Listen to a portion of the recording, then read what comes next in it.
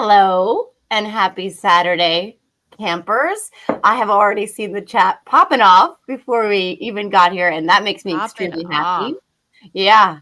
Happy Saturday. I'm back from the shore and have decided since I got some of my needed fix that I'm going back down for one night Monday. Nice. Good. The special person, but that's just for one night, but I will not be offline. But welcome to Coffee and Conversation. I have water in my mug. Oh, hi, Rafi. Early morning cat. Hi, Rafi. Welcome to my friends and beautiful faces on the screen, co-founders of the Seneca Project, Taraset Mayer and Michelle Kinney. Of course, we have Julie Rudkinski, author of Salty Politics on Substack, and all-around badass. And we have many Scott Jennings slayers here on the screen. AKA liars. Yes. I'm Joe Carducci, and I'm back from the shore for a limited engagement only. No, just kidding. I'm very, very glad to be here. I'm sorry I missed Wednesday. I stayed in the chat until my daughter was like, "Can we play that?" Like, that's what kids do, apparently. And then she never wanted to go in again. So, hi, friends. It's really good to be back and good to see your faces.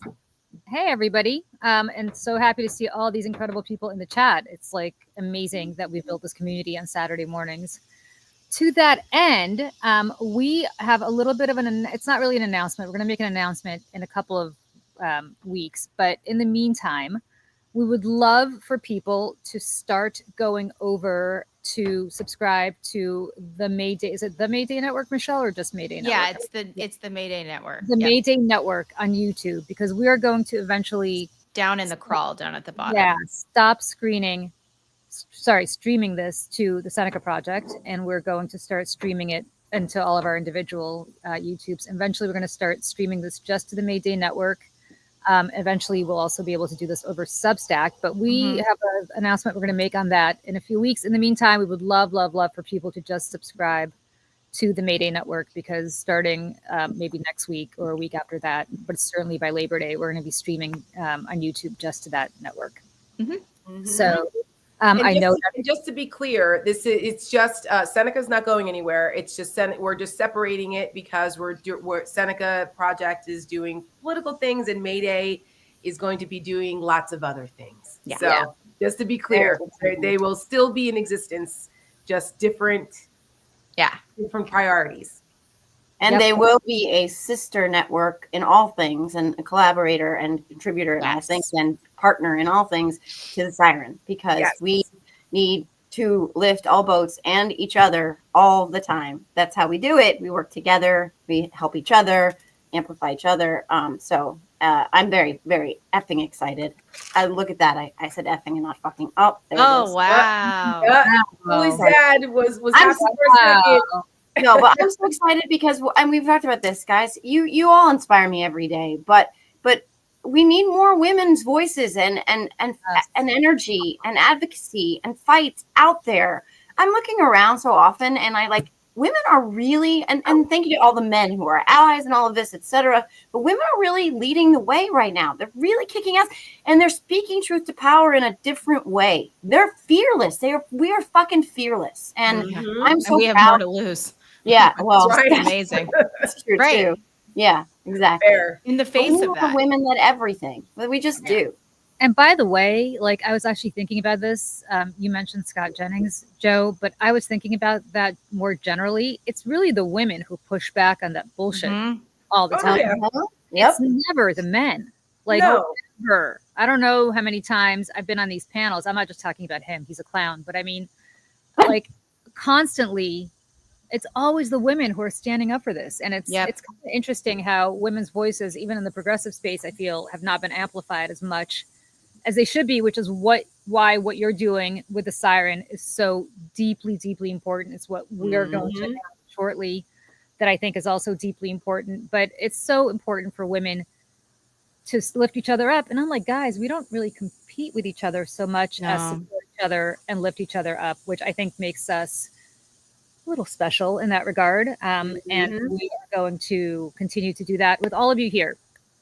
So 100% true. And also the pushback, the venom is particularly, strong when it comes to the women who push back. And it's noticeable. It was noticeable this week because we had back-to-back And we were talking about this on Thursday on the Stakes, Joe, about how like Jennings and the MAG is like, they come for the women. You don't see them go after the male progressives like that or Democrats. They just don't. Well, was it Julie, you were saying that Scott Jennings got pushback on CNN from David Axelrod, and he was like very kind of respectful, sparring, It was interesting because the day after first Tara on Tuesday night really shoved it up Monday. And then Monday, Julie. You keep wanting to put me on Tuesday. It was Monday night. Monday night. No, was it Monday night? Epic. Yeah, I think I guess I was on with him Tuesday night then. Whatever. The point is, Tara just eviscerates him. As I said, he goes home and has a George Costanza jerk store moment where he sits around thinking about the comeback to what Tara said. And then I go after him the next night, and he's like, "Oh yeah, well the jerk store called. They're out of you." And of course, I would take care. I'm there. You're their best customer. I'm gonna tell him I was in the pool Jennings from now on. Yeah, exactly. Yeah. There's a lot of shrinkage there. Exactly. Oh my God. And so the next day, he goes on after being eviscerated by me. He goes on with David Axelrod. Because I had said to him, was one of the things I said to him, he's bitching about Washington, D.C.'s crime rate. And I was like, interesting, because Louisville, Kentucky, which he, of course, is so fucking thirsty about representing in the Senate that he can't possibly criticize. I said, Louisville's got a much higher crime rate than Washington, D.C. Why aren't there any National Guard troops being deployed to Louisville? And, of course, he just rolled his eyes because he didn't have an answer. Well, then he obviously went home and had a jerk store moment with me because David Axelrod brings it up the next day on Casey Hunt's show. He's like, "Oh yeah, well that's because Democrats. It's run by Democrats. And also we have a Democratic governor." And it wasn't like personal the way he was with me. It wasn't like, really, David Axelrod, I don't know what you do for a living. I've never heard of you. Right. David Axelrod, you've been in politics since I was a little kid. Like, yeah. And I'm like laughing at this because I remember he said something identical to Catherine Rampnell, who is now an anchor at MSNBC. But while he was saying this to her, she was a very prominent columnist of the Washington Post. And he's like, "Well, I've never heard of you. I don't really know what you do for a living." And it's like, really, my man? Because isn't she's like an economist or something? Yeah. And like a financial reporter who knew inside and out. It was an economics like tariffs conversation or something, and she was wiping the floor with him because she actually knows what she's talking about. Very smart. It's such a mean girl. Like, it's such a mean girl. Like, I don't even know who you are. Yeah, it's like, pulled a Mariah Carey. Only Mariah gets it. Yeah, I don't know her. I don't Get know out of here. You're not and it's Mariah. like, really? You know exactly who I am because you were sucking up to me nonstop on every show we ever did. Well, there was a possibility that Trump was going to lose, and you wanted some allies in the Democratic Party. But now, of course, now that Trump's around, I guess much like the rest of these MAGA idiots, he thinks those days will last forever. They're not going to last forever. And he's made so many enemies needlessly. Yeah. That it's just, like, he's at the top of the list. And not just, and I remember being on with, she used to be an anchor at MSNBC. I cannot remember her name. She's wonderful. I don't know why. It's total Alzheimer's. On MS? She used to be an MS. Then she was on a panel with me and Scott. Anyway, it doesn't matter. He said to her, Tiffany Cross? Thank you. Yeah. She's wonderful. And I love you, Tiffany. And I'm sorry. I was completely having a brain moment. She went after him she got the best of him. And he was like, "Oh yeah, well, at least I didn't get fired from MSNBC." And it's like, I saw on that, air. yeah. And I'm like, why are you being an asshole? Like, because he's got nothing else to say. Correct. Yeah, that's it. That's all it is. Real personal when there's nothing left. It's he correct. doesn't know how to debate. That's the problem. Yeah. Like, when you don't know how to debate, you start devolving into jerk store moments. Yes. Yeah. It's Yeah. the first thing you learn in debate 101. When you in college, in my first class that I took on debating and persuasive arguments and things like that, they teach you one of the first things. the tactic when you're losing an argument is you go to ad hominem attacks. You substitute the argument, or you go to ad hominem when you're losing. So I mean, it's so 101. But I don't want to talk about this fucking guy anymore. When I expended like so much energy on him this week. I mean, dragging him because he deserved it. Yeah. But there's a lot of other things going on. Because he's a little Saturday. bitch. But I want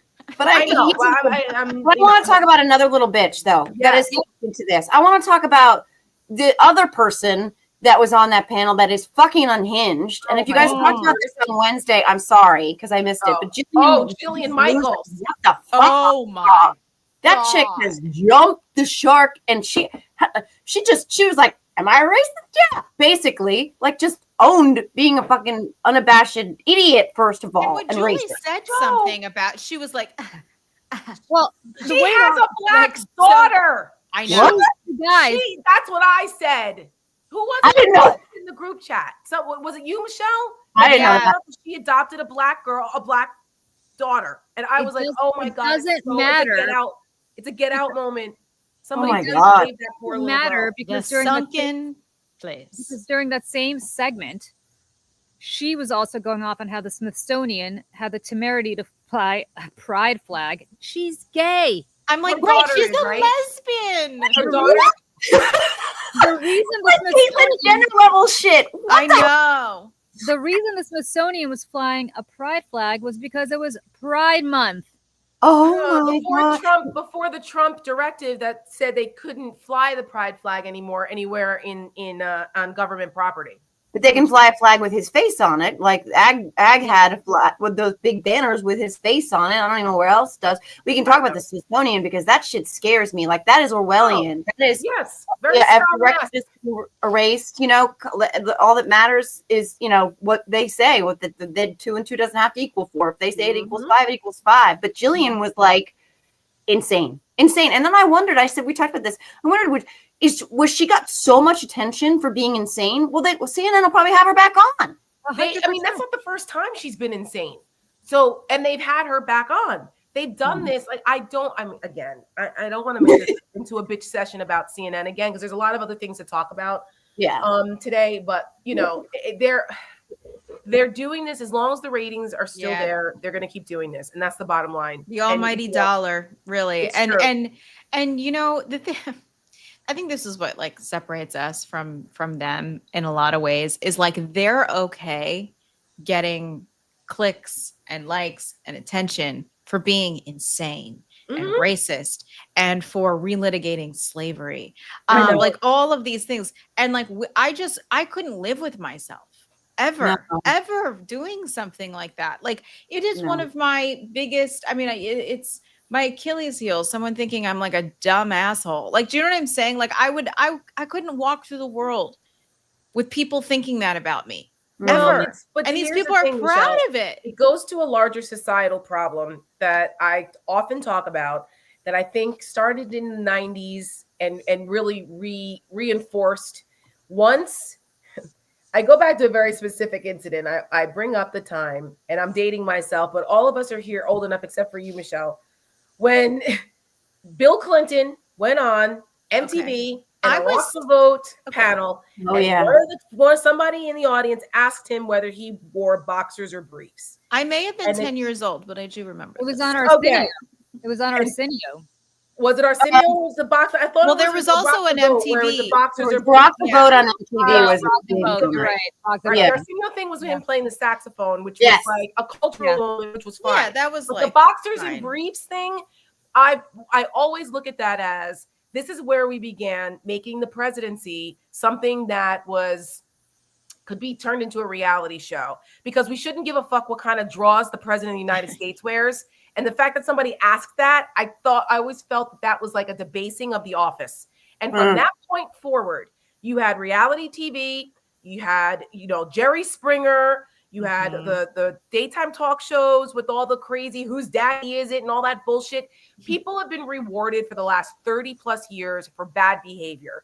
Reality TV bullshit. I mean, I watch Real Housewives. I'm guilty of it. But I'm just saying some of the rewarding of bad behavior in society has led us to the moment we're in now. And so now it's like there's no shame. People have no shame. The more outrageous you are, the more people will reward you with watching, even if it's hate clicks. And here we are. To your point, Tara, we have a former reality TV game show host. Correct. Who was living a lie.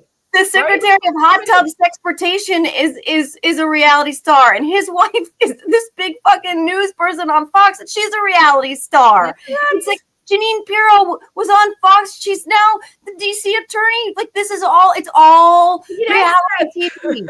But let me just go back to what you touched on, Tara, which is it's a little different because CNN was once the gold standard in news.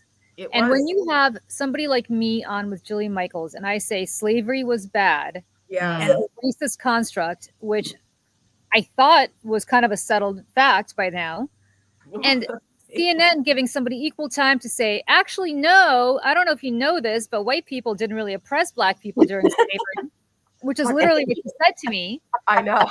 Like, like 1% 2% of them. Only 2% of white people own slaves. I'm like implying that the rest were black people owning black slaves. Like, I don't get it. I mean, it's a trope. It's a trope. Yes. About, Africans enslaved their own people too. I mean, great. So in the Old shut Testament, the fuck up, please. The Egyptians, those pyramids didn't build themselves.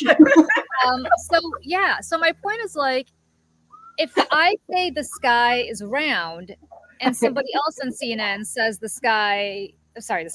earth is round, and somebody else on CNN says that the earth is flat, and we can have a fair and balanced debate about that, what is CNN doing? It is putting those two constructs on the same track and says that there's merit to both, and we can agree to disagree on them. Correct, which is like that's not.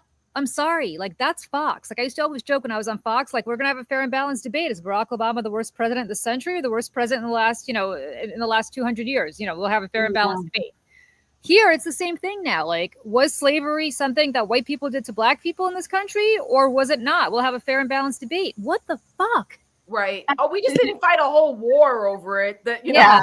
Exactly. I mean, it's again, this speaks to another thing that was in the news this week, which is about how, there's so much going on that, again, things fly under the radar because it's the fire hose of fuckery constantly every day that we just can't keep up with it.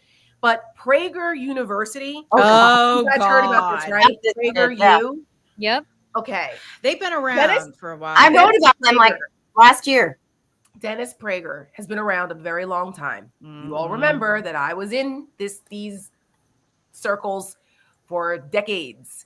And Dennis Prager has always been one of those people kind of like, that's been like in the academia space where he created this whole university to counter the woke liberal agendas and curriculum.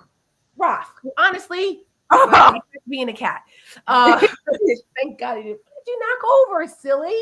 Then he tear his ass out because he scared himself. Anyway, anyway, they created these curriculums and alternative curriculums to combat the woke mob curriculums and all this bullshit. This has been going on for decades, right?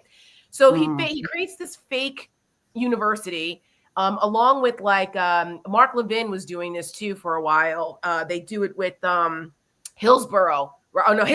Hillsdale College, which is another one. Okay. And they have gone completely off the rails. They would teach we're going to teach you the real Constitution, real American history. Dennis Prager, though, is off the rails. He's a racist. He's a misogynist. Shocking. And, he said some very questionable things about Jews. And yet this guy continues to get platformed. Well, now the White House is demanding that PragerU be aired in place of PBS. This is the PBS alternative now. And the part of the PragerU University curriculum, who used to teach there? I'm using these terms very loosely, guys. Candace Owens. Okay? The self-hating black woman who is running around, repeating white supremacist tropes. Yep. And they put a black face on it. And so she's made herself very rich doing this. But she was part of that. Kanye West would say these crazy things about, Black Americans and white people and slavery. And, Kanye, I love Hitler. And this is the alternative now that they want to teach people. So this is the through line with changing the Smithsonian exhibits, right? There's a directive now out that we're going to take out all the anti-white stuff in history in the Smithsonian. J.D. Vance is the head of the Smithsonian now. Let's not forget that. They're trying to change the narrative to make it all about, and even Jillian Michaels said it, well, everything can't just be white people bad. Okay, First of all, you troglodyte bitch. It's not white people bad, all right? It's the history of what white colonization has done, not only in the U.S., but around the world. Yeah. It's fact. Like, I'm sorry if you don't like it, but that's what happened. Not all white people are bad. That is correct. However, there is a documented history of what colonization has done. So, like, get over it. So, too bad if you don't like it. How about do better? Don't prove the point. I'm trying to find what you guys like. We have to somehow put some of these clips up because this PragerU shit. By the way, it's been in the Oklahoma school system, shocker, and the Bible system, shocker, right, for quite a while. And I wrote about this, I think last year. I'm trying to find my Substack on it. It's literally revisionist history on everything from the Holocaust to slavery to founding of America. Some of this stuff will blow your mind, and it is very much geared towards children. We have videos that are geared towards teenagers too, that are all about gender roles and what women should be doing in the work in home versus in the workplace, et cetera, et cetera. It is terrifying propagandizing, but really preying upon young, impressionable minds with exactly the kind of delivery system that lands because it's in cartoon style or pop video style. Yeah. And it's terrifying. I must have had my head under the sand legit because I was wondering why PragerU videos were all of a sudden popping up because this was a big thing when it first went into Florida and Oklahoma school system. This is insane. This is insane. You gotta find some of the videos. I have the clip. I think I have the clip here. If I didn't watch it before I downloaded it, so hopefully this is the right one. Hold on. Sorry, Mr. Columbus, but I heard at school that you spoiled paradise and you brought slavery and murder to peaceful people. Leo? Sorry. It's what I read and heard at school. Caramba! Those are some accusations.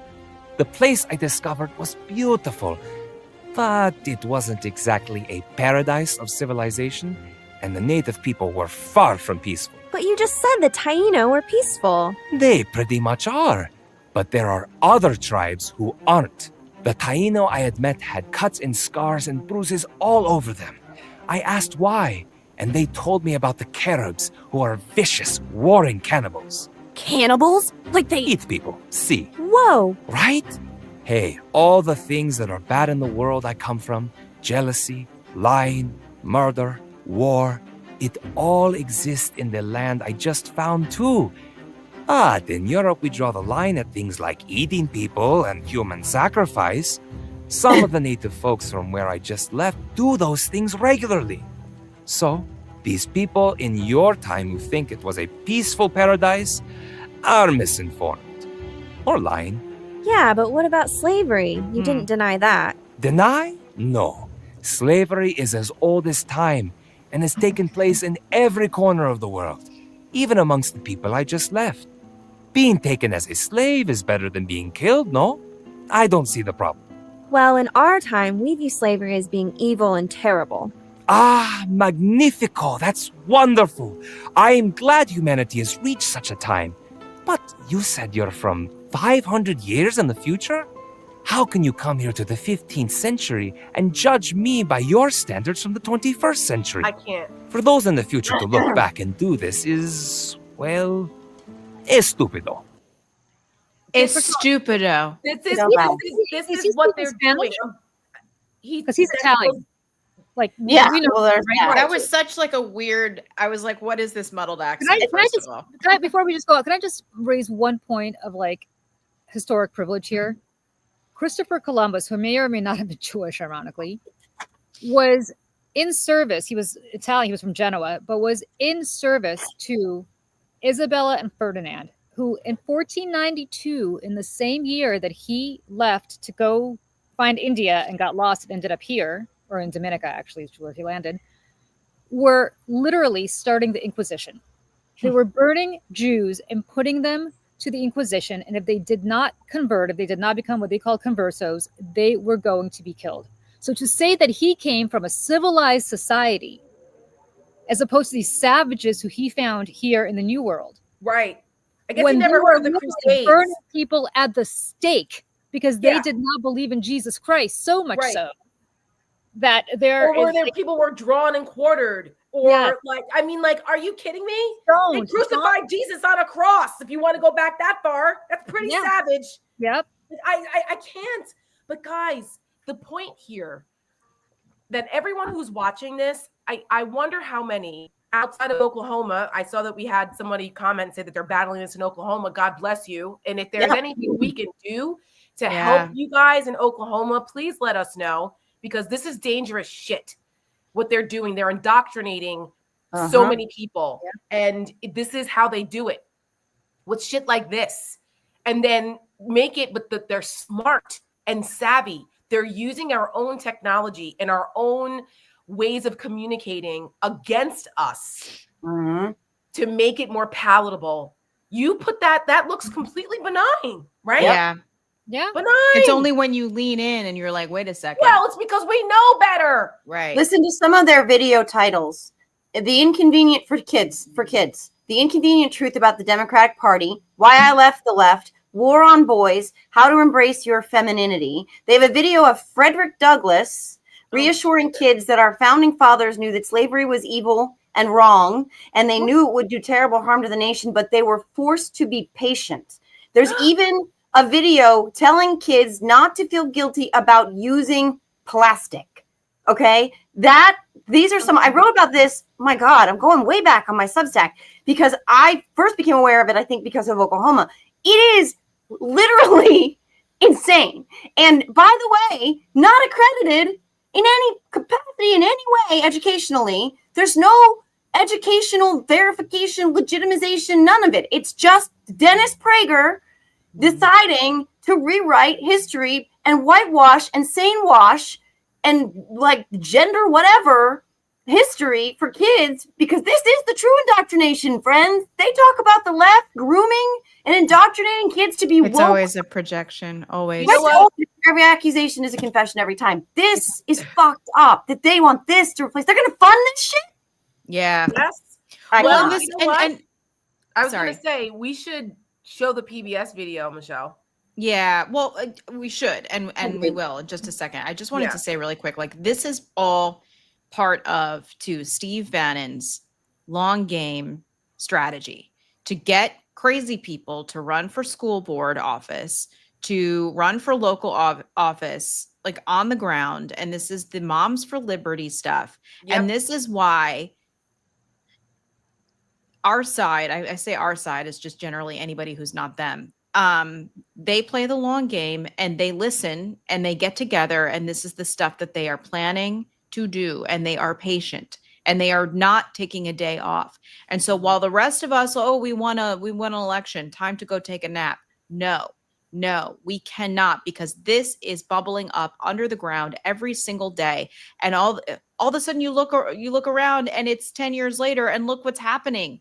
PBS is gone and we have PragerU under the guise of federal funding. I mean, it's madness. Mm-hmm. And so like, this is where, people have to sacrifice some of their time, like run for school board office, run for local, elections, whatever it is, because I'm telling you, these people are everywhere and they're running for office everywhere, and they're determining what your kids are reading in school.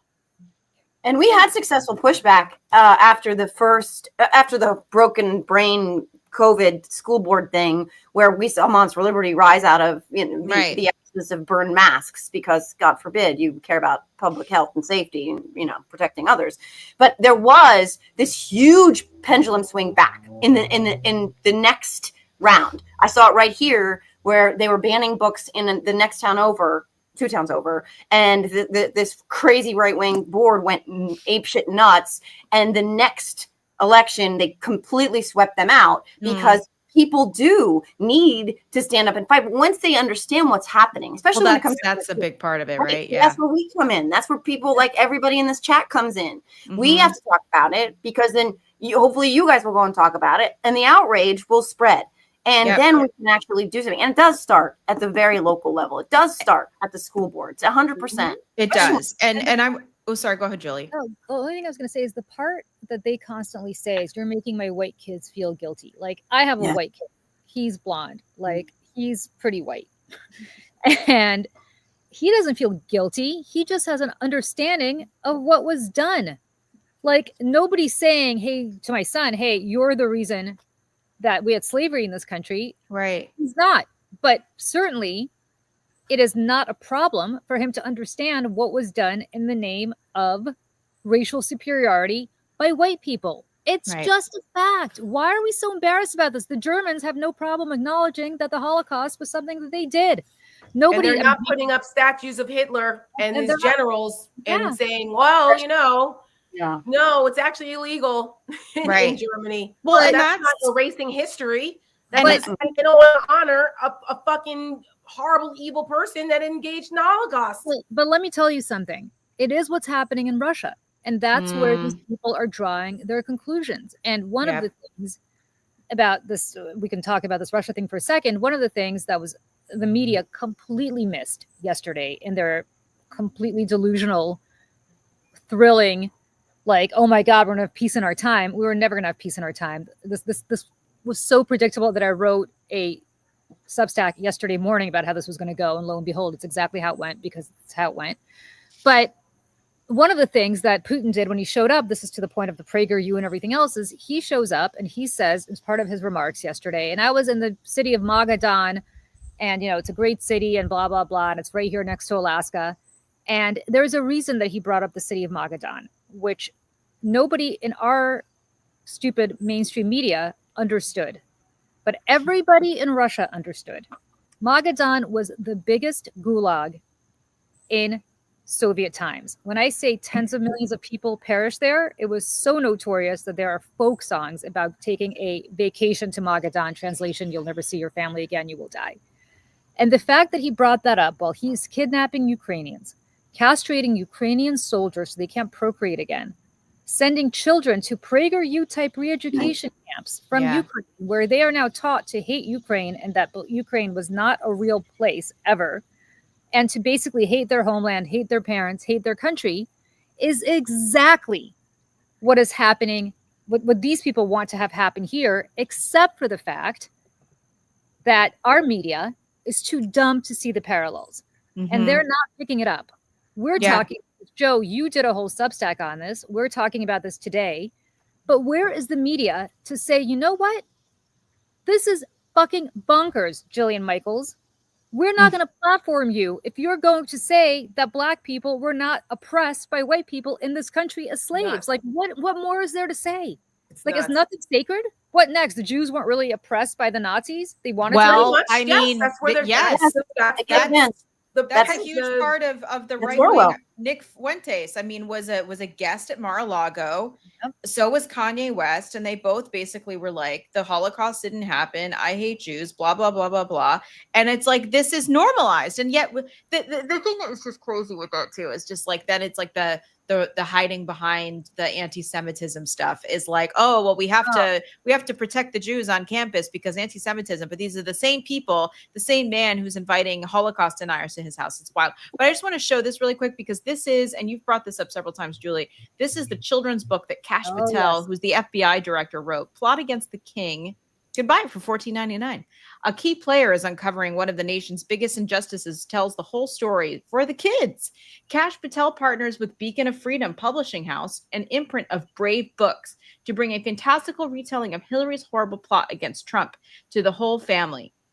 Full of fake heralds and Keeper Comey's spying slugs. This is a story of daring and danger, but never fear. Kash, the distinguished discoverer, will win the day. Why does Kash's face always looks like he just smelled his own fart and isn't sure if he likes it? Sorry, go ahead. He's such a weirdo. He is every time he just he's like Scooby Doo.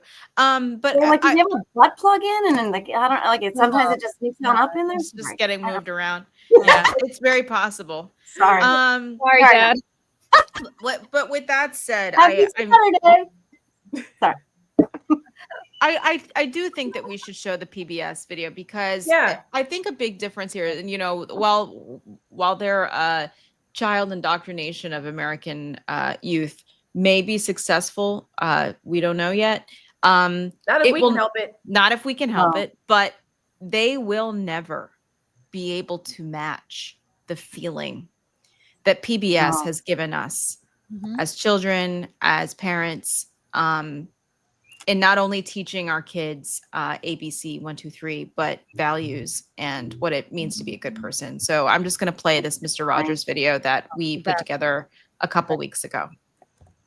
In the late 1960s, America faced unrest and division.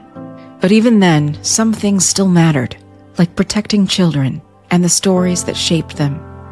PBS funding was on the chopping block. One man stood up to defend it. On May 1st, 1969, Mr. Rogers spoke directly to U.S. Senator John Pastore, who had never seen his show. And I'm proud but that day, to present Mr. Rogers to you now. All right, Rogers, you got the floor. something broke through. I'm very much concerned, as I know you are, about what's being delivered to our children in this country.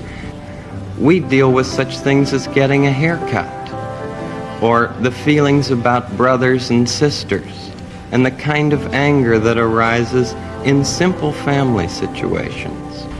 This is what I give. I give an expression of care every day to each child to help him realize that he is unique. I end the program by saying, you've made this day a special day by just your being you. There's no person in the whole world like you. And I like you just the way you are. And I feel that if we in public television can only make it clear that feelings are mentionable and manageable, we will have done a great service for mental health. Do you narrate it? I'm the host, yes. And I do all the puppets, and I write all the music, and I write all the script. Well, I'm supposed to be a pretty tough guy, and this is the first time I've had goosebumps for the last 2 days. Could I tell you the words of one of the songs which I feel is very important? Yes. And it starts out, what do you do with the mad that you feel? And that first line came straight from a child. What do you do with the mad that you feel when you feel so mad you could bite? When the whole wide world seems oh so wrong, and nothing you do seems very right. It's great to be able to stop when you've planned a thing that's wrong, and be able to do something else instead, and think this song.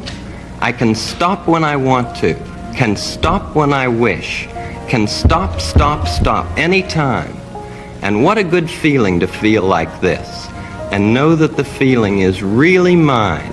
Know that there's something deep inside that helps us become what we can. For a girl can be someday a lady, and a boy can be someday a man. I think it's wonderful. I think it's wonderful. Looks like you just earned the $20 million.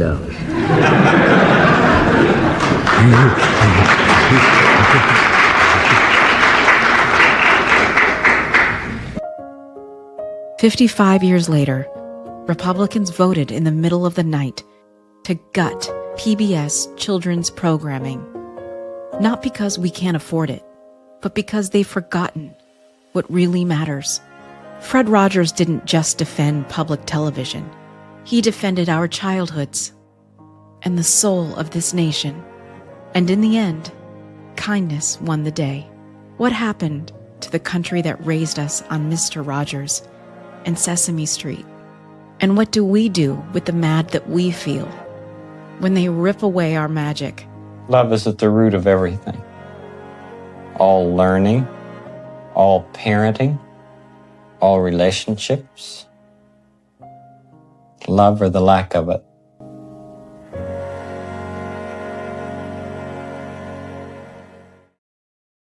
Michelle, you are so talented. I was like, I mean, I don't know if people know this. That's obviously Michelle's wonderful voice narrating that, but you put that together start to finish for Seneca.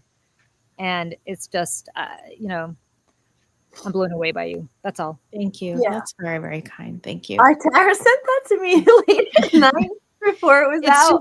Midnight the night just before. It was midnight the night before we released it, and I sent it to Joe. I said, "Look at what Michelle just did," and the reaction was exactly what it is now. See, I get to work with her every day. You guys, I worked with Michelle for 3.5 years and knew her talent, and it was not appreciated where she used to be. And part of why we started Seneca was so that her full talent could be appreciated and on display, and we could combine our talents together and do what we do at Seneca, and be killer storytellers and messengers and content creators for good, without being held back. Limited. Yes, I guess nobody else. That's actually a nice term for what it was. Yeah. Well, limited, and also, I mean, I'm just handcuffed is a word you could use. Handcuffed. Is a good one. Told that you don't belong, told that you don't do anything of meaning, that you're a paper shuffler, all of those things. But, and for all of those reasons, to Tara's point, we wanted to be storytellers and lean into our strengths and lean into the things that we were told to ignore about ourselves in order to make a difference. Correct. This is what's missing. Okay, this I could go. I think I'm done ugly crying. But this is what's missing so often from the narrative that comes from the left or from the resistance or the persistence or whatever, is this humanity component, right? Like, you guys know, I could go off on that all day long, but that's what connects. That's what actually makes the change. That's what people hold on to. Oh, we have a drink delivery. Cheers, Michelle. But we also hold on to drinks. But this is the stuff that makes the difference. We know that storytelling moves the needle. We know that finding the place in a person's heart and mind and soul that connects to them on a deeper level than policy and platform, legislation, memos, and strongly worded letters, etc.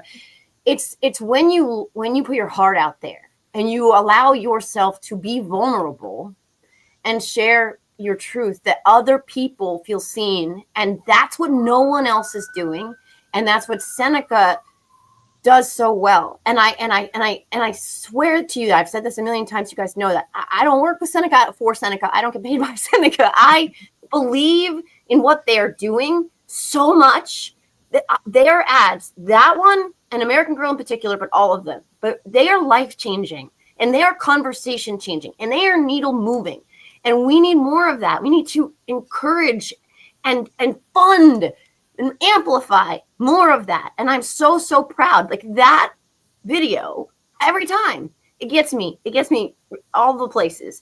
But that's how we impact the world in the way that we want. And that's how people are motivated to join the fight and not disengage. So I just want to thank you for that. And for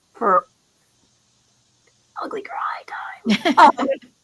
For all of the things that you do, but for finding that place in our hearts that can actually bring us together instead of pulling us apart. So that's it. So plus, just go into everything you said, Joe, because I too don't work for Seneca or with Seneca, but you guys are so everything Joe said plus one to that. I will also say that I think your larger point, Joe, about what Democrats don't get right or the resistance doesn't get right is we tend to lecture people, right? We tend to try to beat people. We try to intellectualize the problem. We bring statistics to the conversation, whereas people policy put into a gunfight, as I often say. Whereas people are motivated, I think, much more by visceral reactions like this, right? I don't know who that senator or congressperson was who wanted to cut PBS, but it's not like Fred Rogers brought a bunch of statistics about how many kids he helped or how many viewers PBS had or how much money he spent versus how much funding he got, and so on and so forth. What he talked about was from the heart about one little boy contacting him and saying to him, "What do you do with the anger that you feel?" Or I forgot what the phrase. The mad that you feel. Yeah. And it's just I'm going to make a really crazy analogy, but I've always kind of felt this way. When you go to the Holocaust Museum in Washington, and I haven't been there in a long time, but as I recall, there were all these piles of shoes of people who were who had to take off their shoes to go to the concentration camp. When you go to the Holocaust Museum in Jerusalem, you only see one pair of little boy shoes. And to me, that one pair of little boy shoes had much more of an effect than the hundreds and thousands of shoes that you saw piled up, because it was so poignant. And so Democrats, I know this is a crazy analogy, but to me, Democrats always try to overwhelm with facts and figures and rationale. 50-point graphics on what we did this week. Right, exactly. Whereas this ad is so powerful to me, Michelle, because it was just letting Mr. Rogers speak for the most part.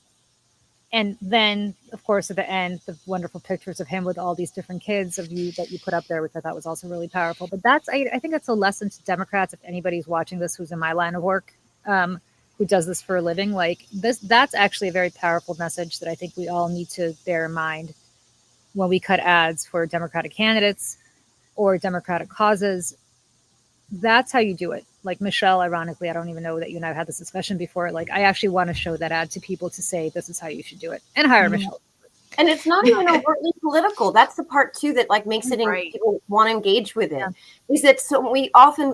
Democrats often forget that when you find something that hits this way, that hits the heart, that hits the soul this way, it's actually usually apolitical, right? And that's where you can get people who may be like, I held my nose and voted for Trump, or I couldn't vote for either, so I didn't vote, and I didn't get involved.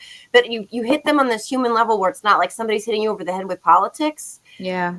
And it moves them in a different way. That's also the genius of it. Like, because people aren't like, oh, they're just shoving, Democratic propaganda down my throat and they're all bad and blah, blah, blah. Yeah, never that. Oh, I was a kid. I mean, that's why this video hit me so hard. PBS and Mr. Rogers in particular was a lifesaver for me. It was a lifeline, and for many kids. But all of us have been children. Many of us have children. All of us know children, and it's not about what letters next to your name when you vote. It's much bigger than that, and that's another part of why this is so genius. You need that overtly political content that you guys make, because sometimes you got to punch them in the throat too. But when you have this.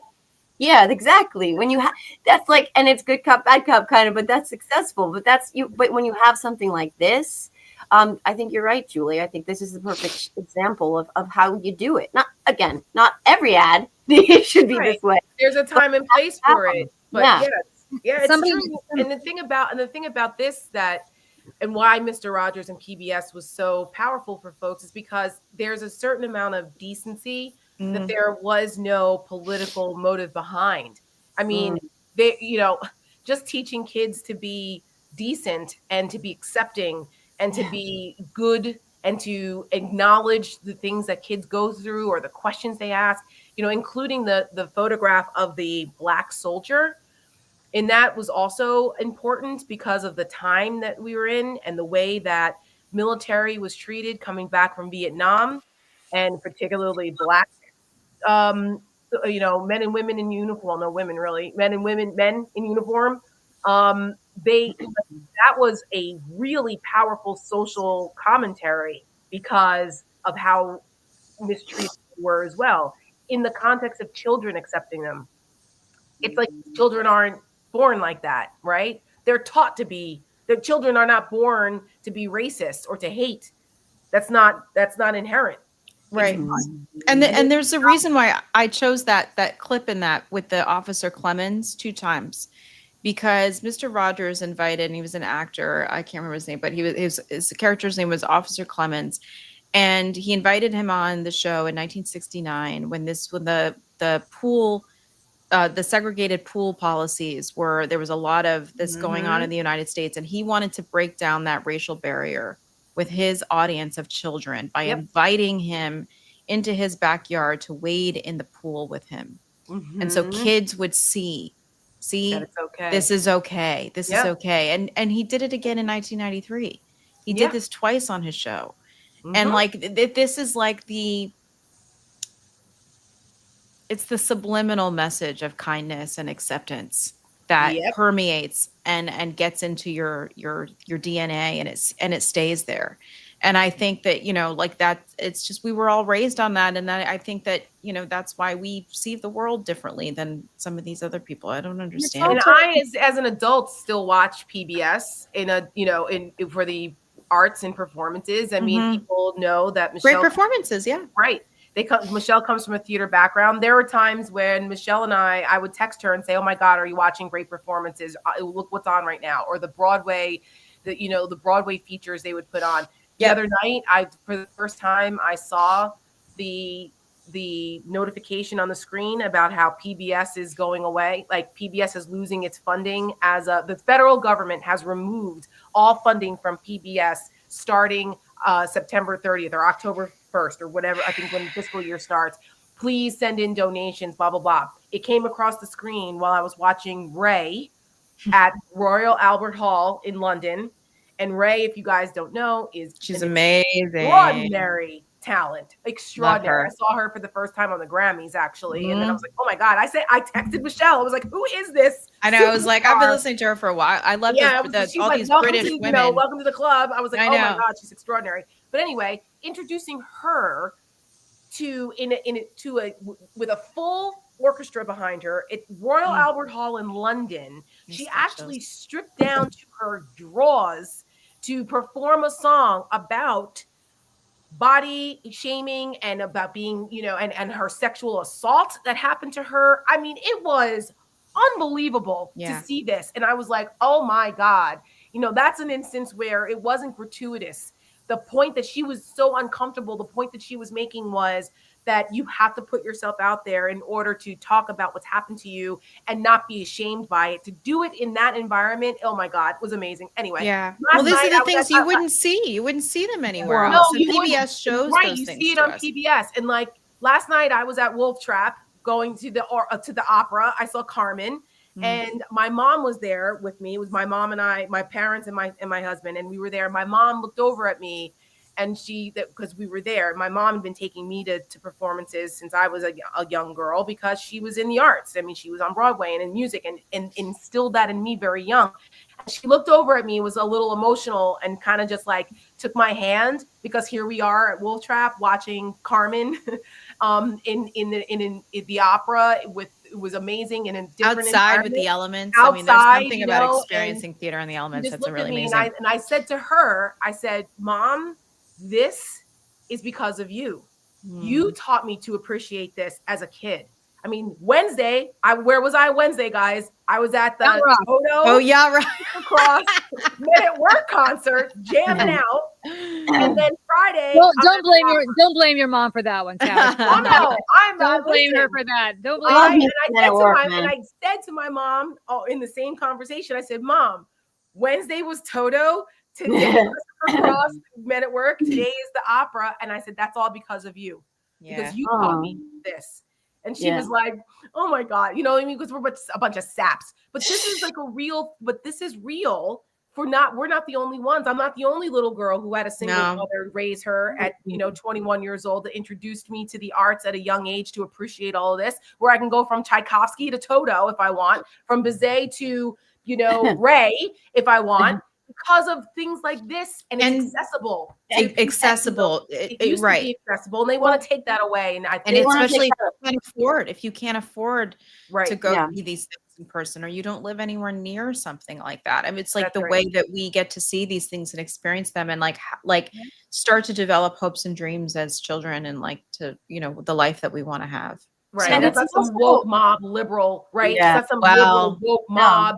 Whatever, coming to indoctrinate your kids. That's bullshit. It's a red herring.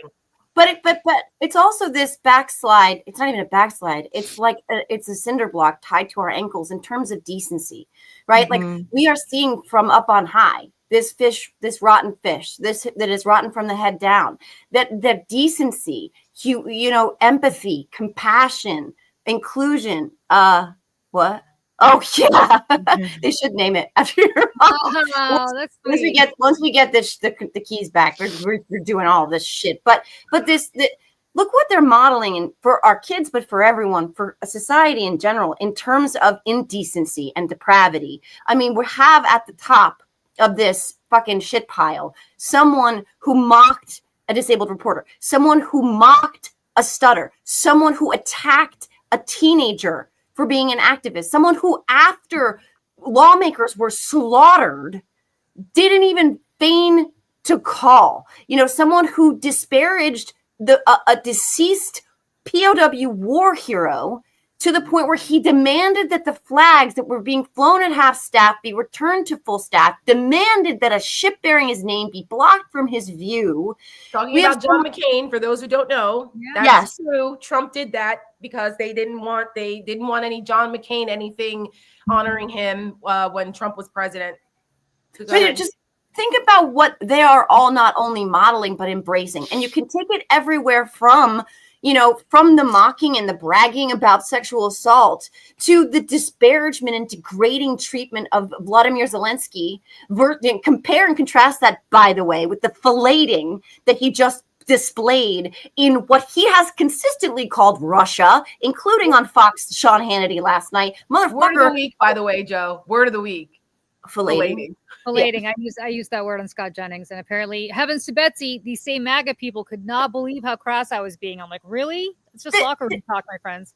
Well, yeah, I was just gonna say the same people. This is the same guy who got up on stage in a campaign rally talking about the size of Arnold Palmer's penis. Yeah, and they're all fine with that, but you can't say fillate. Like, get out of here. It's because it has too many syllables. They're so triggered by anything that's Slavic. That would be too. Troglodytes. That's also the word of the week. Troglodyte.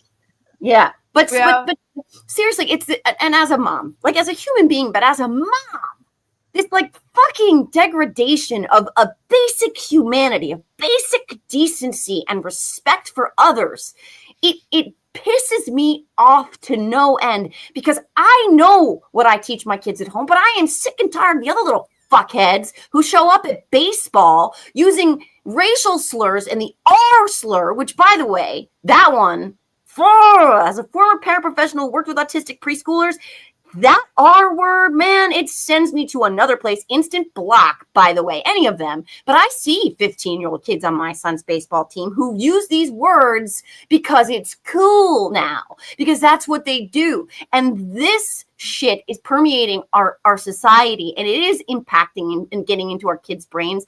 And that's the other part. Like when you take away the arts and the access to the arts and the access to seeing things that are beautiful and moving, and then you couple that with this constant dismantlement of just basic decency, what you get is the world that MAGA wants, the world that looks like Donald Trump and sounds like Don fucking Jr. And I'm sorry, but I am not here for that. Not even the littlest bit. I have fucking had it's Biff. I mean, like, it's Biff from Back to the Future, like takes over the world. And like it's just like stupid, violent, assaulting, like dumb, like it's mean.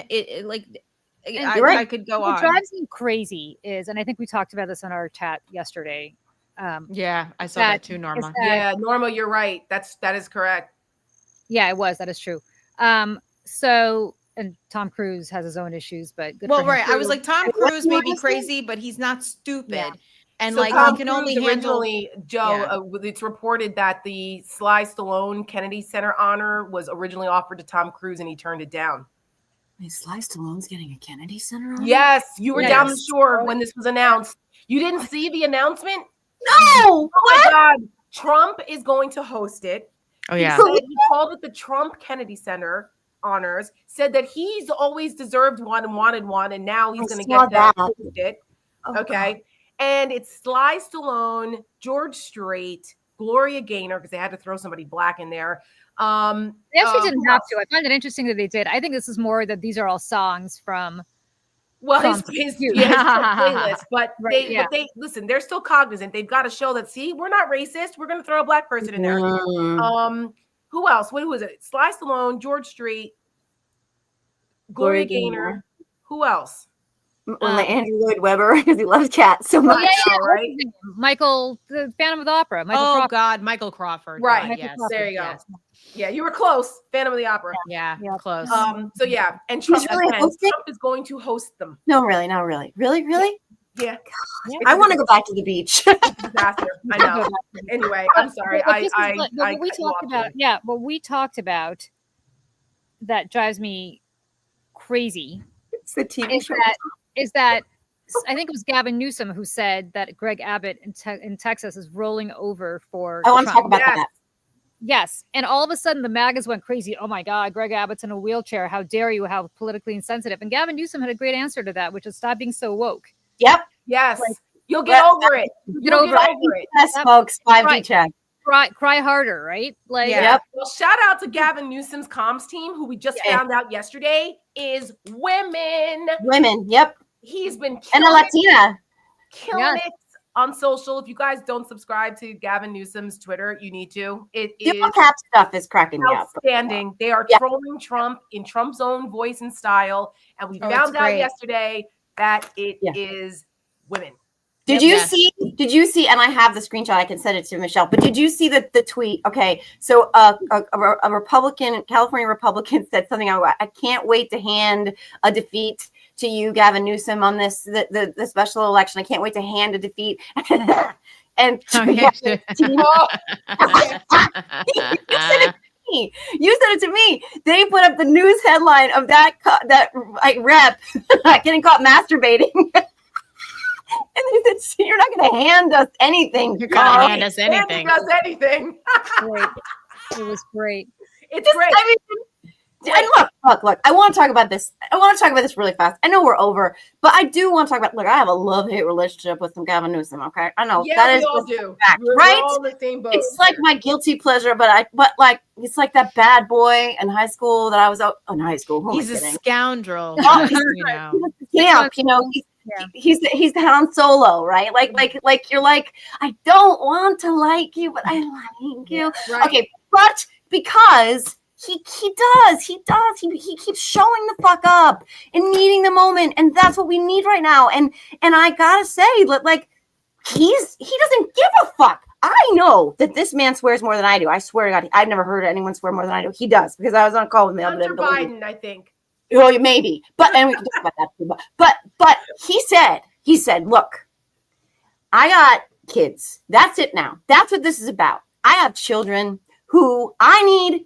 He's fighting for his constituents. He's fighting for America. He's fighting for democracy. At the end of the day, his real why right now is his kids, is leaving this fucking democracy intact or somewhat intact for them.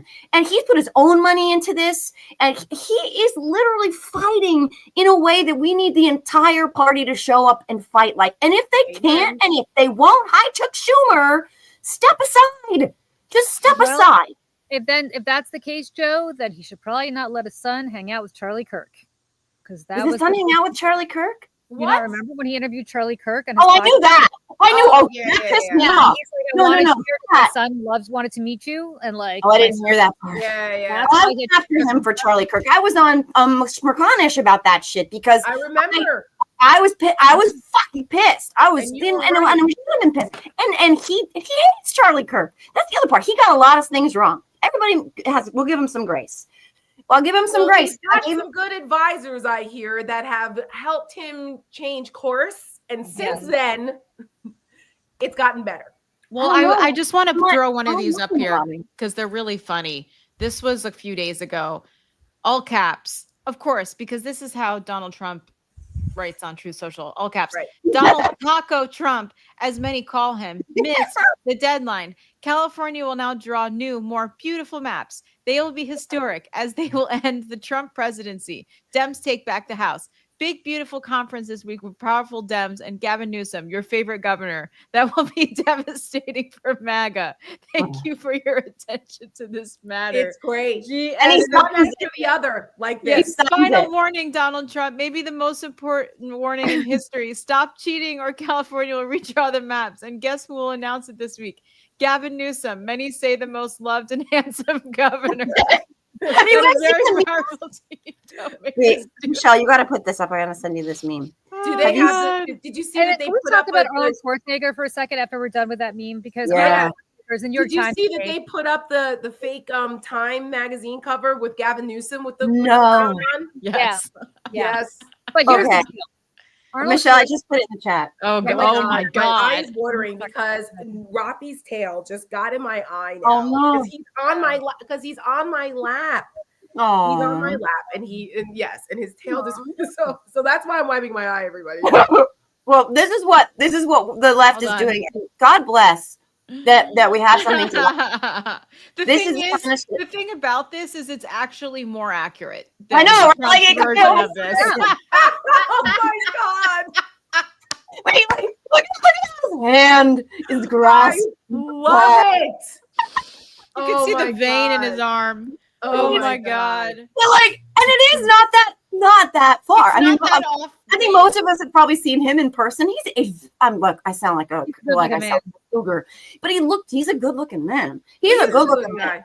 He's a tall drink of water. He's taller than Donald Trump by a lot. Listen, he's hot and smart, and he's the things that Donald Trump isn't, and this is why it's even better. Like the fact that he's pulling all this off when he looks and sounds like he does is like fantastic. You know the best part about Gavin Newsom, because I don't know him, but I do know his wife, Jen Siebold Newsom. She is a dream. Like, I cannot describe to you how perfect Jen Siebold Newsom is in every way. She is a wonderful, brilliant, smart documentary. She's an actress too, right?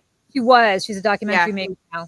She's amazing. She was in an episode of Mad Men. I know I've mentioned this before, but and she is so kind, and sweet, and smart. She's been a big supporter of Gretchen Carlson and me with Lift Our Voices. She's just a wonderful person who is always up to help. Like, we email her, we're like, we run something by you, and she's always up to help. She has a completely separate life from his in the sense that, not personally, but I mean professionally, she's not just riding on being the first partner, she calls it. She's got her own thing going.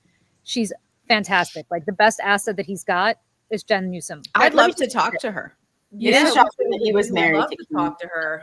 But let me say this about Jen, about what's going on in California that concerns me. Arnold Schwarzenegger, who's the person that, under the right circumstances, passed the redistricting referendum that now has nonpartisan redistricting that Gavin Newsom is trying to suspend for the next 3 elections, not permanently for the next 3, is out there saying that he's going to fight tooth and nail against this because 2 wrongs don't make a right, and yada yada. And I have to say Arnold Schwarzenegger, because we talked about this. I think some combination of us talked about this the other day. Yeah, on Thursday. Yeah, on Thursday. And I will say it again here. Arnold Schwarzenegger wrote a very poignant column. He actually gave he did a video talking about how his father effectively was like a loser because he was a Nazi. And then when the war was over, he understood that his life was destroyed and he never recovered.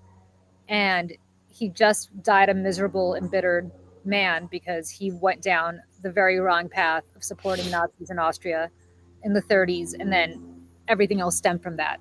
All awful things in his life stemmed from that. And, you know, if you appreciate history, and that he was basically saying, don't do this with MAGA, don't do this with Trump. Don't be a loser like my dad. It was a very powerful, very powerful. It was great. Yeah. For him to understand that, and then suddenly now to say, well, we can't fight fire with fire. We have to be bigger than, to rise above. It's so privileged. Jesus, I can't. But it's like, it's so like, okay, Schwarzenegger, why don't you sit in your $1 billion Bel Air home with your movie money? Because you're a white man, they're not. And you're a former governor, and his kids are Kennedys, Republican. They're not coming for you, right? But they're coming for everybody else. Yep. And for him to sit there and just kind of do the when they go low, we go high mentality, which is exactly what this article in the New York Times, he all but said it. Like 2 wrongs don't make a right. When they go low, we go high. Listen. Fuck you.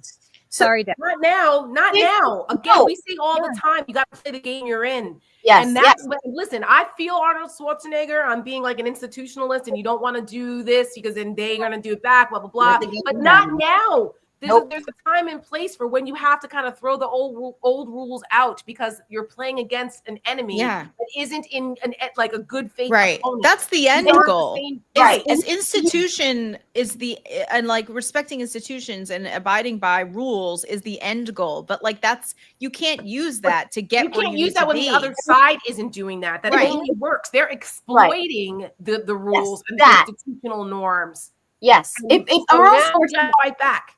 And if Arnold Schwarzenegger really wanted to fight gerrymandering, he would start in Texas. He would start with Texas. That triggered. That's where this what California is doing, what Newsom is doing, was triggered by what they're doing in Texas. And by the way, we all know this is not stopping with Texas. They're going to go into Indiana. They're going to go into Ohio. They're inviting the Indiana. Indiana has a super majority, by the way. Yes. They're inviting they sent JD Vance there to go try to, intimidate them into doing this in Indiana. Now they're going to invite them to the White House to schmooze them to try to do this in Indiana. And look, to Tara's point and everybody else, I know this. We got to play with the game as the game is being played right now. Okay, you can't come into a nuclear Uno playing like I don't even know, just regular old crap war. I don't know. You gotta. This is the game now. They have rewritten the rules, and by the way, what Texas is doing is bullshit. But what California is doing is a different process where they're letting the people have a say. They are continuing to uphold the democratic process, and this would only be for 3 cycles. Also that, and other states, other blue states, have mechanisms for doing this too. We don't want to have to gerrymander any maps. But this is the fight we have right now. This is what the Republicans are forcing down our throats. And if Arnold Schwarzenegger has a problem with it, he should be looking at Texas. He should be fighting Texas, JD Vance, Indiana. That's what he should be doing. And I think he's had a lot of really great points, and I've supported a lot of the stuff that he's done anti-Trump. But this ain't that. And again, if you're not going to be part of it, then get out of the way. Right. It's not helpful. It's not helpful. Now is not the time to have an exercise in, academic exercise in the merits of keeping the independent commission that I set up. Listen, he left off with 27% approval rate. At the time. He was a good governor, but now, just be quiet. Then, just be quiet. Yes. Don't say anything. We understand. I feel you. However, it's not helpful now. Think about what this says about. I just want to say this last part. Just think about what this says about what they know. What they know is coming. Yeah. They are cheating now because they know that they cannot win in the midterms without cheating. Correct. What does that say about what they're doing? I bet he should be writing. We should be writing those every single Democrat that or Republican Arnold that doesn't like what's happening. That's what they should be talking about. Like Charlie Dent, he's a former Republican congressman, my friend. Yep. He also came out and was like, this is not a great idea, Republicans. Like, why are you doing this? Don't do this. Like, that's the theme. That's what everybody should be talking about. Donald Trump and Republicans are doing that. They're trying to cheat at the elections because they know they're going to lose. So they're going to cheat. And they're going to lose because they are failing the American people and they are shanking their own voters so billionaires can get more yachts. Like they're taking your healthcare, your social services. They're taking your Medicare, your Medicaid. They're taking your Social Security. They're taking all those things. They're making it less safe for you to go to work, less safe for you to fly, less safe for you to breathe air, less safe for you to drink water, less safe for you to eat food. They're making your kids' schools poor, your services for special needs children less available. They are taking from you. They want you to live with less so they can have more, so they can have $1 billion airplanes and $200 million ballrooms you're never going to get to use. They know that they have fucked you over time after time after time for the last 8 months straight. And they know that people are starting to feel this shit. And so they know that you're not going to go and pull a lever for them. And Donald Trump, by the way, is not going to be on the ballot. So people aren't going to show up. Yep. So what are they going to they're going to cheat you so that you don't get a say. And I don't care if you're a Republican or Democrat, an independent or a fucking alien from Mars. If you like having a say in this little experiment of ours, you should be looking at the Republicans going, why the fuck don't you want me to have a say? And saying no more. That's what they're cheating you out of. And that's what the Democrats and the fucking old school Republicans like Arnold Schwarzenegger, that's what they need to be talking about. Who ironically would be one of the people to benefit from, yes, right. breaks and everything else. So he's, well, still the Broligar Club. Listen, I think that that's a good place for us to end today. Because we're not going to. Michelle has one more thing she wants to talk about. Oh, okay. Because I was going to say we should run Cheater because Seneca Project actually did do this. No Democrats have done it, but Seneca Project did this, and Governor J.B. Pritzker on Sunday actually said this on the Meet the Press Sunday show. And it was almost verbatim what Seneca Project did. And we ran this ad last weekend at Trump's Golf Club on the Golf Channel and on Fox and Friends. So, maybe once again, maybe Democrats can take a page out of the Seneca Project playbook because maybe we know what we're doing. And the ad is actually called Cheater. So anyway. So Donald Trump is a cheater. He cheats. He cheats at golf. He cheats like a mafia accountant. He cheats on his wives. On every wife he ever had. He tries to cheat elections. 11,780 votes. He cheats working people. Small business people say they were stiff. He cheats his supporters. A scam to line his pockets. Guess who he's cheating next? Look in the mirror. It's you.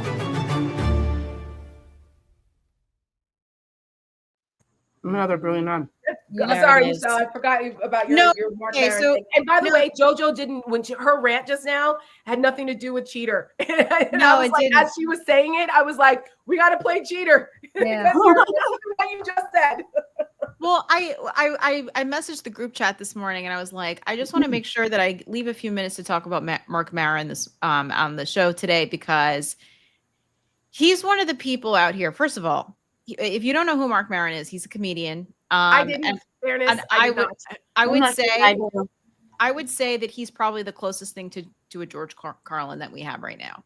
I know who he is. Yeah. Yeah. He does the WTF podcast. He's the one in his garage. I'm like, okay, yeah, that guy. Yeah, like he's the one who Barack Obama, when he was president, came and did his podcast in the garage. I mean, like Mark Maron is so smart and so funny and just likable. Honestly, I would love to see the guy live. I've never seen him. Anyways, the point being he's also an actor. You may have seen him in Glow, The Glorious Ladies of Wrestling. He's in that show Stick on Apple. He does lots of stuff. Anyways, so he wrote this. It was a newsletter to his people. He wrote this back in October. And he really is taking the other comedians and specifically the male comics to task. I'm just going to read a thing here. He goes, well, it's even though I do not do a political show, I have been very clear in my specials and on the podcast and have believed for years what is brewing in this country is an American fascist movement rooted half in grievance and half in Jesus and enabled by tech oligarchs and an inundation of propaganda from many sources. It's fully percolated and pouring into the minds of all of us. It's shameless and proud. Culturally, the combination of blatant racist fear-mongering and the anti-woke movement has delivered their message for the future, a future that marginalizes almost all voices. The anti-woke flank of the new fascism is being driven almost exclusively by comics, my peers. Whether or not they are self-serving or true believers in the new fascism is unimportant. They are of the movement. Whether they see themselves as acolytes or just comics doesn't matter. Whether they are driven by the idea of what they are fighting for as free speech issue or whether they are truly morally bankrupt racists doesn't matter. They are part of the public face of fascist political movement that seeks to destroy the democratic idea. Now, he's been beating the drum.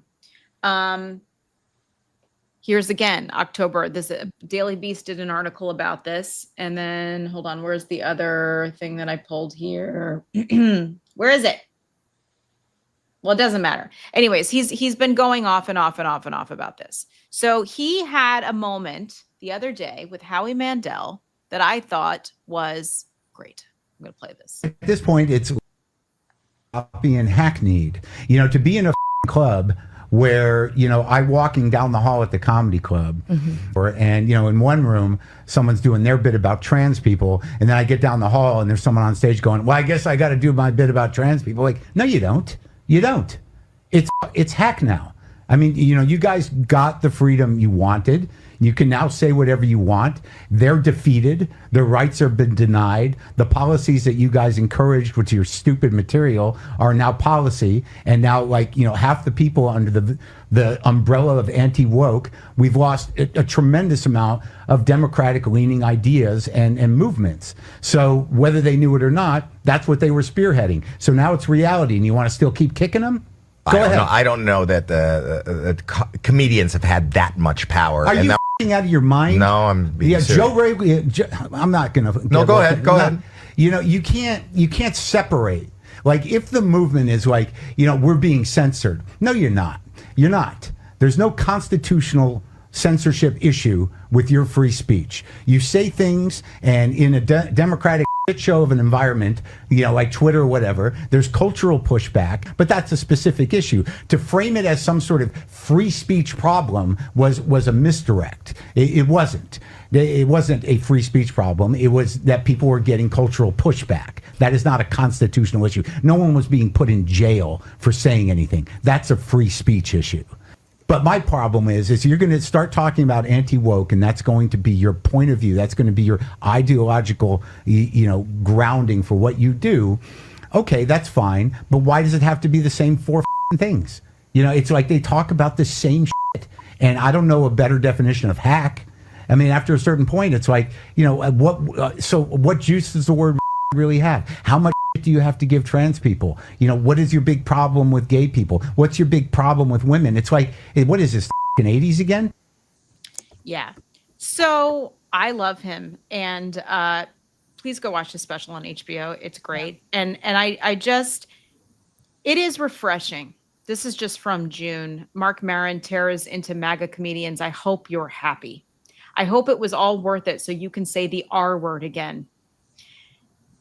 He's one of the only ones speaking up. Chris Rock, Dave Chappelle, Andrew Schulz, Joe Rogan. I mean, it goes down the list. Now, when I first moved to New York 20-something years ago, I hung out with a lot of comics, and a lot of them are just miserable, self-hating dudes. I mean, just real. But some of them give a shit, and they go out and they're out swinging for the rest of us and for the things that allow them to be able to go up on stage and say the things that they want to. I mean, I'm looking back to like George Carlin and Lenny Bruce, and like these are the people who really went out and took risks. And comedy is supposed to be the anti-authoritarian part of our society. Like, it is supposed to be just inherently anti-fascist, and it suddenly has become not. They're all out there swinging against women and gay people, and anybody who says, hey, please don't say that, or don't say that, it's a little too far. And they complain, and now listen, this is the country that they wanted. Now they got it. And Jerry Seinfeld, you know, is complicit in that, because Jerry Seinfeld, who doesn't really talk much about politics ever, made some comment a couple months ago where he was like, oh, you know, everybody got so woke, you got so PC, you couldn't say what you wanted to say. And Julia Louis-Dreyfus, to her credit, came out kind of swinging against him very politely and said, I disagree. Like, I disagree. You are effectively allowing people to do what Mark Maron just talked about. Yes. So, well, we love her, and she's a spitfire, and God bless her for everything that she's doing, because she's not afraid to punch back where another woman. That's right. And a woman, of course. Who's had like 3 insanely successful comedy shows, like, which just, that doesn't happen to anybody. So it really takes a very special person to be able to do that. So I was like, survived cancer. And survived cancer. It's funny because it ties it all back to the joke store. So go back to Seinfeld, ties the whole show.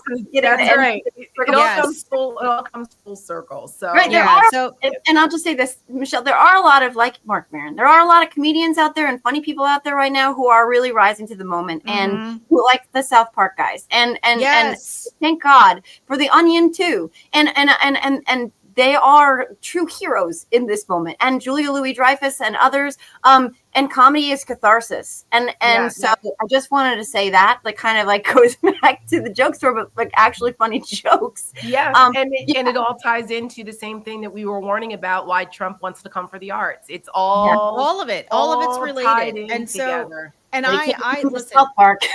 Yes, and people and there's a great article in the New York Times about how like South Park is crude and like all these things, and it's exactly what we need in this moment because they're not afraid. And same with Mark Maron. Like, this is the kind of shit that puts the wind in my sails, and it gives me hope and energy to go on. So like, listen, I hope someday to sit down with Mark Maron and have a conversation with him, because I think that he's a great guy and he's doing the right thing. And for all of that, we should be thankful. Where's he? I don't Do you know. know? Is he he's based in in LA. LA? I think he's like an LA guy. Yeah. All right. Well, let me see. I have a lot of friends in LA. Let's see if we can make that happen. I'd love to one day. Well, I'll add it. I'm a huge fan. I'm a huge fan of his.